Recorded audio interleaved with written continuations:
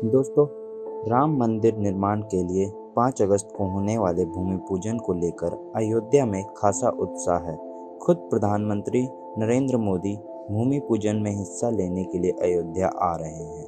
जैसे जैसे भूमि पूजन की तारीख नज़दीक आती जा रही है, वैसे वैसे कई नई जानकारियां भी सामने आ रही हैं। इस वीडियो के जरिए हम आपको वह सभी जानकारियां बताएंगे और साथ ही जानेंगे कि आखिर क्यों ये इतना महत्वपूर्ण हो रहा है और क्या है आखिर राम जन्मभूमि विवाद।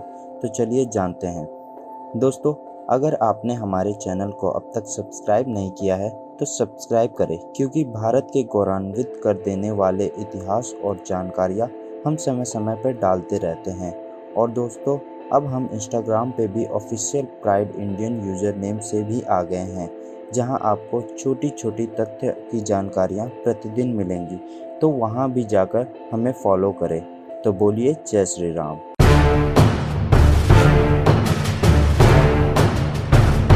पारंपरिक इतिहास में अयोध्या कौशल राज्य की प्रारंभिक राजधानी थी।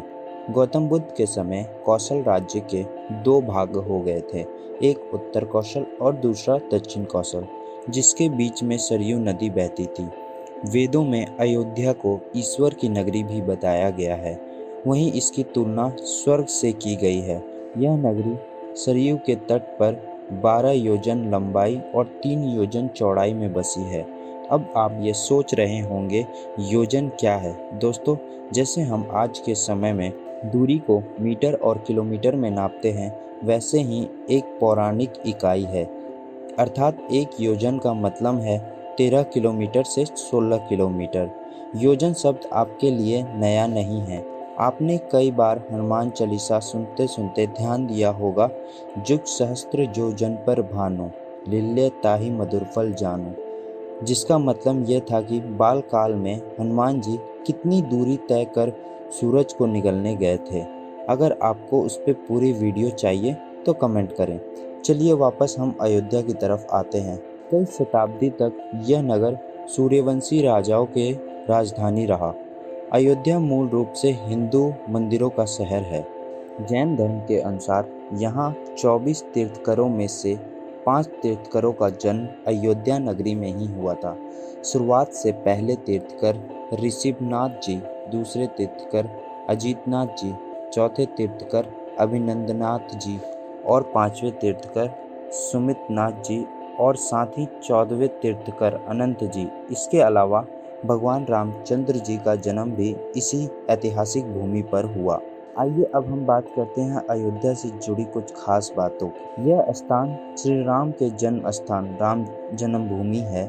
राम एक ऐतिहासिक महापुरुष थे और इसके पर्याप्त प्रमाण है। सूत्रानुसार पता चलता है कि भगवान राम का जन्म 5114 ईसा पूर्व हुआ था। भगवान श्री राम के बाद लव, जो कि भगवान राम के पुत्र थे, सरस्वती जिला बसाई और इसको स्वतंत्र उल्लेख अगले 800 वर्षों तक मिलता है। कहते हैं भगवान श्री राम के पुत्र कुश ने एक बार पुनः राजधानी अयोध्या का पुनर्निर्माण कराया था। इसके बाद सूर्यवंशी की अगली 44 पीढ़ियों तक इसका अस्तित्व बरकरार रहा था। दोस्तों, महाभारत के युद्ध के बाद अयोध्या उजड़ सी गई थी, लेकिन उस दौर में भी श्री राम जन्मभूमि का अस्तित्व सुरक्षित था और लगभग 14वीं सदी तक बरकरार रहा।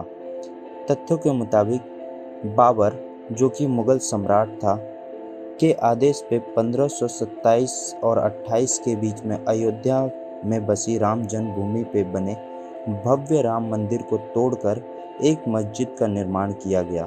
1853 में हिंदू और मुसलमानों के बीच इस जमीन को लेकर पहली बार विवाद हुआ। 1859 में अंग्रेजों ने विवाद को ध्यान में रखते हुए नमाज के लिए मुस्लिम को अंदर का हिस्सा और हिंदुओं को पूजा के लिए बाहर का हिस्सा उपयोग में लाने को कहा। हिंदुओं द्वारा 1949 में अंदर के हिस्से में भगवान राम की मूर्ति रख दी गई।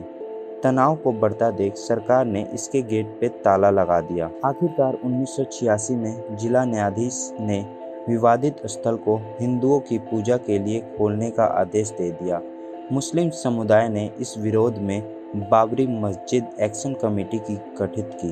सन 1989 में विश्व हिंदू परिषद ने विवादित स्थल से सटी जमीन पर राम मंदिर की मुहिम शुरू की। 6 दिसंबर 1992 को अयोध्या में बाबरी मस्जिद गिरा दी गई। परिणामस्वरूप देशव्यापी दंगे में करीब 2000 से ज़्यादा जाने गई, जिसमें सैकड़ों हिंदू और सैकड़ों मुसलमान थे।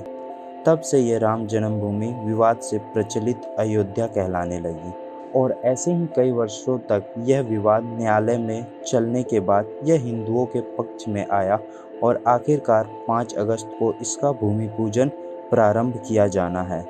अगर ये जानकारी आपको अच्छी लगी तो कमेंट में जय श्री राम लिखें और लाइक बटन को ज़रूर दबाएं। धन्यवाद।